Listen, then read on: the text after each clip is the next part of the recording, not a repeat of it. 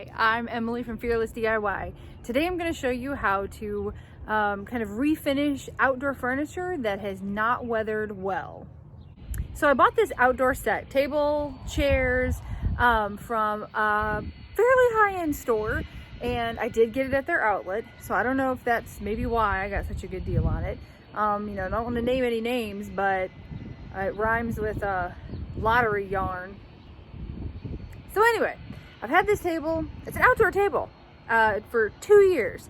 And as you can see, it's not held up well. It looks terrible. Now, I did not buy those expensive covers for it, and that was my bad. I should have. I actually now have chair covers that I bought for the individual chairs, and I have, covers for my outdoor furniture. So in the future, I will cover it during the winter for sure. But what I'm going to do is I'm going to sand this table back down, and I'm actually going to restain it and seal it, because usually that holds up a little bit better than painted furniture outdoors. I just didn't want to have to paint it, every couple of years. So I'm hopeful that this will be, a much stronger finish. And I'm going to definitely think twice about spending big money for outdoor furniture in the future. That's for sure.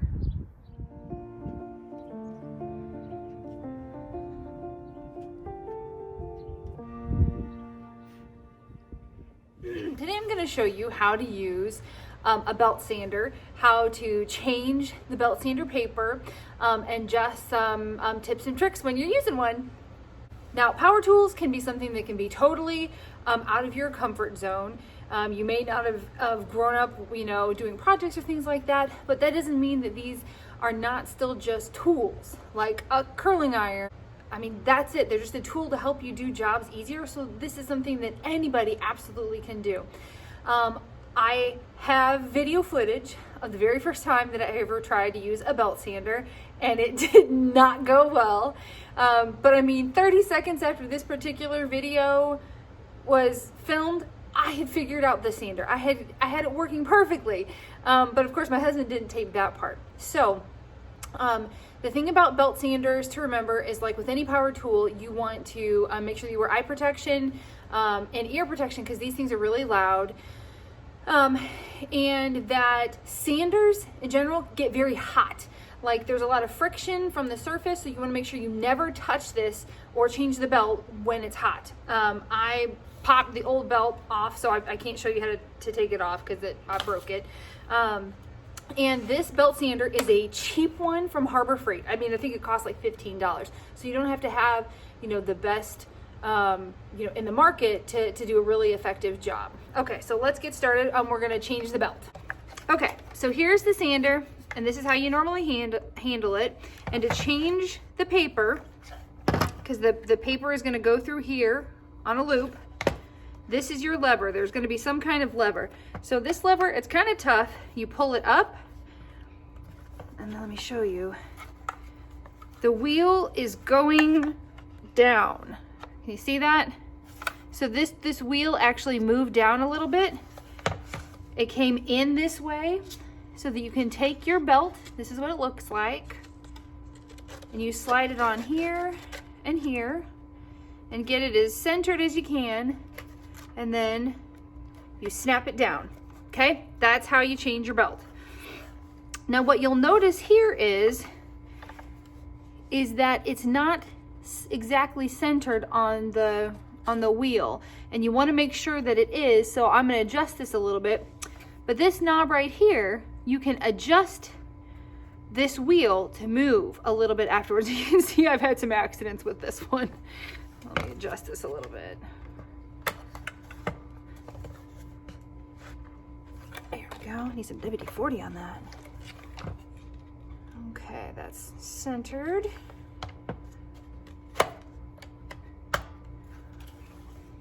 Okay, that looks better. Now what you want to do is you want to give it a quick spin and watch it rotate and see, make sure that it's where you want it to be. Okay, so I got it plugged in. So now, see it's spinning a little too close over here. So when you are making it go by pushing this button, You're also going to use this to move the wheel side to side. Let's see if I can do this together. There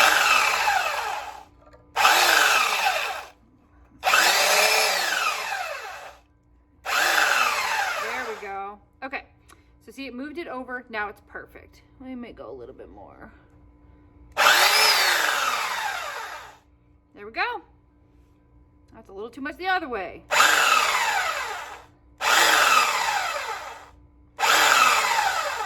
Okay, that makes me happy. So when you're sanding a lot with these, you're going to be holding this trigger all the time, and sometimes your hand gets tired. So there is a button right here that is kind of like cruise control. So when you're running it, you can run it and then push this button and let go, and it will keep it running until you pull the trigger again.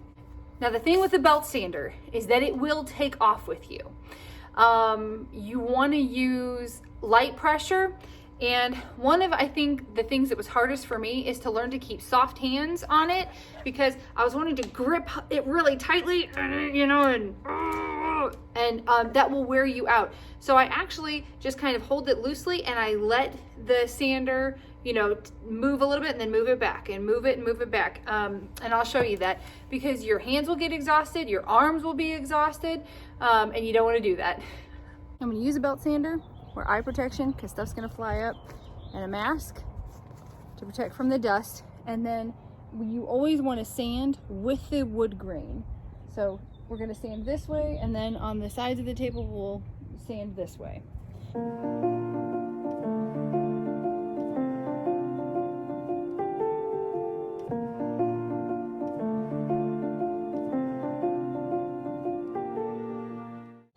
Okay, so we've got the table all sanded down with my belt sander, and I was using 80 grit, so that's what it got down to. Now I'm going to use my random orbit sander, and I got it on 120, and that's to get it all smooth, get any, you know, little roughness off of it, and then we'll you know, blow it off and get ready for our stain.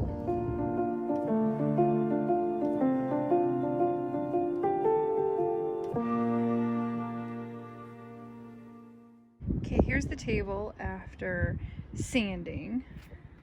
So we're gonna blow it all off, and then we're gonna stain and seal it.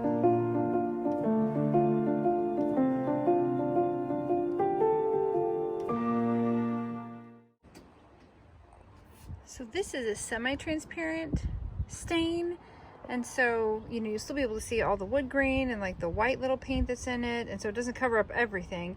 But then the more coats you put on, the more coverage you'll get. Here's one coat dry, and we'll get the second coat put on here. Here's the second coat applied.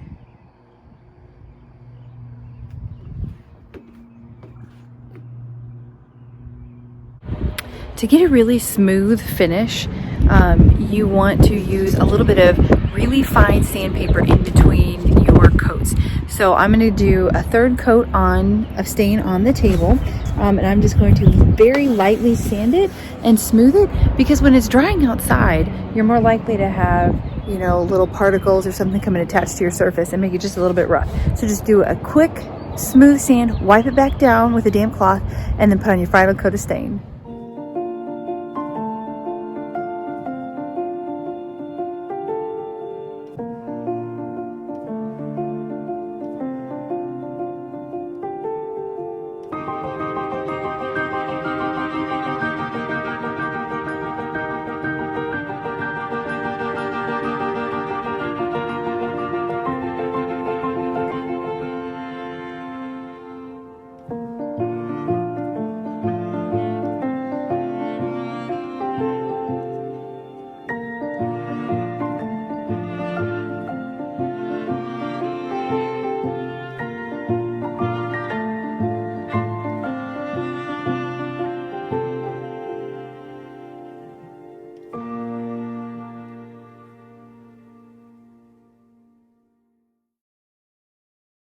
If you have questions, if you have comments, leave them below. And if you like the video, then please click like, share, subscribe, and I'll try to put out more helpful videos in the future.